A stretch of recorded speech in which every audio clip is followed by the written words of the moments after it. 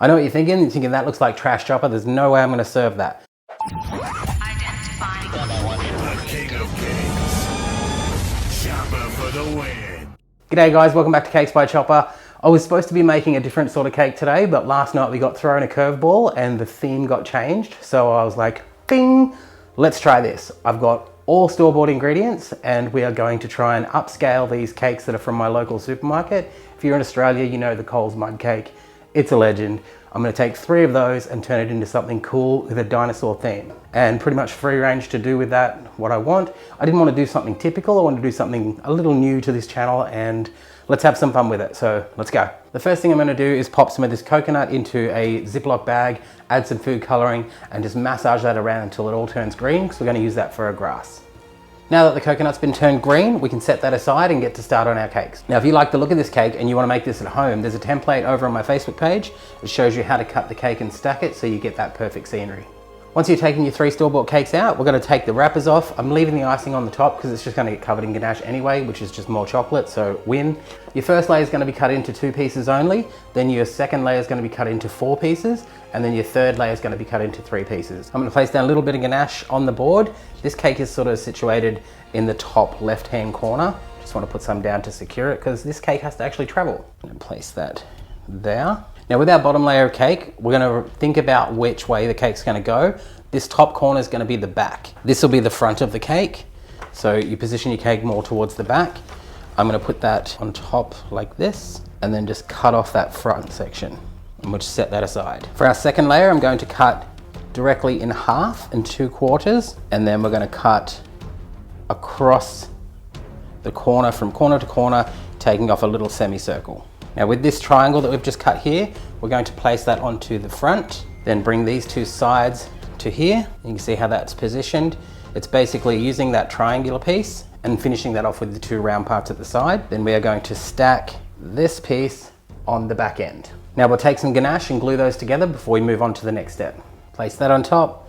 Now we're going to place the second half on this corner. So it's going to create the 3 levels, 1, 2, 3. Then we put another layer on top of that. Now with this last one, it's optional if you want to put it on. I'm going to cut it again, which I might amend the template and put that this way. With this last piece, I'm going to get really adventurous and I'm going to place it on the top and turn that into a volcano. For a little bit of security, I'm going to place these 2 skewers, one down this side, all the way to the bottom, and one down this side. Now I can start to clean up the shape just a little bit. I'm going to just cut little bits off at a time, making it look a little bit more hillified, and then turning those pieces on themselves.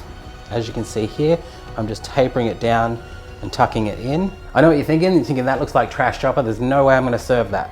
This is where we get the ganache, and we're going to give that a generous covering in that. Because these cakes are quite fresh and I haven't chilled them, I'm going to put some very soft ganache on. As you can see, it just basically falls off the spoon, and I'm just going to cover that entirely. The beauty of this cake is there's no right or wrong way to do it. If you don't want to go so high, then don't. Like, it's your cliff face, it's your volcano, whatever you're making, and you're just going to sit the little animals on the side of it.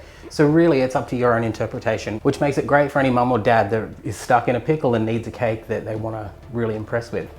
I'm going to try and get the bottom half where I'm going to put the grass nice and smooth, and then with the top of the mountain, I'm actually just going to use some chocolate, some ganache, and just give that like edges. So you don't really need to be too fussy with that. For the application of the coconut, I'm just going to take handfuls of it and push it all around the side. It's going to be a bit messy, so I'd recommend doing this in the kitchen, not a studio. Don't be afraid to really push it into the ganache, making sure it's all applied. To help with the excess, you just tilt your cake on the edge, tap the board, and it should just gently slide off. Any that aren't fixed on will come off, and you can see any spots that you need to patch up. You know what, guys? I just found some leftover grey fondant from when I did Inspector Gadget, so I'm going to use that for the top of the volcano because I really like the colour tones in it. So let's go ahead with that. Now, because I'm a bit povo, I don't have any texture mats, so I'm going to use some alfoil, which I'm just going to scrunch up and then push in to the top of the fondant. Use what you've got to the best of your ability. Now that I like the texture, I'm going to lay that on top of the volcano and then trim off the excess. Just going to make a little hole at the top for the volcano, and I'm going to add some little cliff faces and boulders onto the side. Now I'm going to go into a little bit of detail. I'm going to make some gummy go down the front. You don't have to do all this, but if you want to, you can. I'm just making a little pool here, tracing that up the side, and then bringing that over to the top.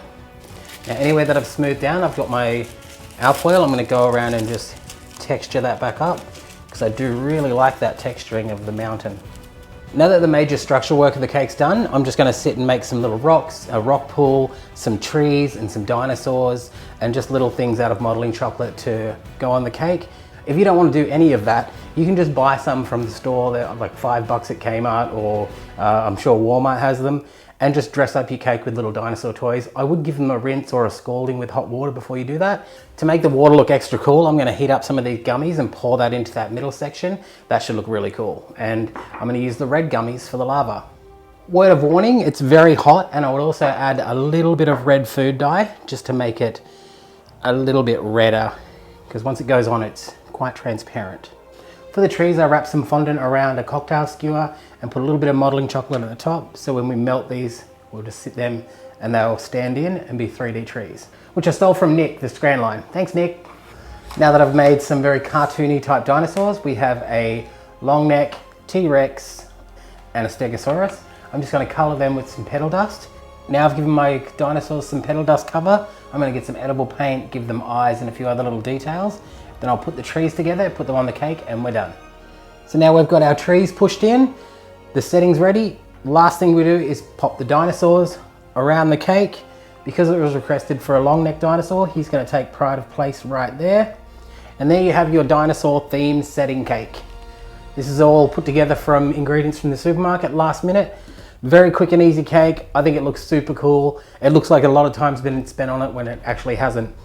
I'm very curious to see what you guys think. Thank you so much for watching the video. Please stick around and check out the YouTuber I've featured in my end card. And as always, I appreciate you guys being here. Thank you so much. Catch you next time. Bye guys.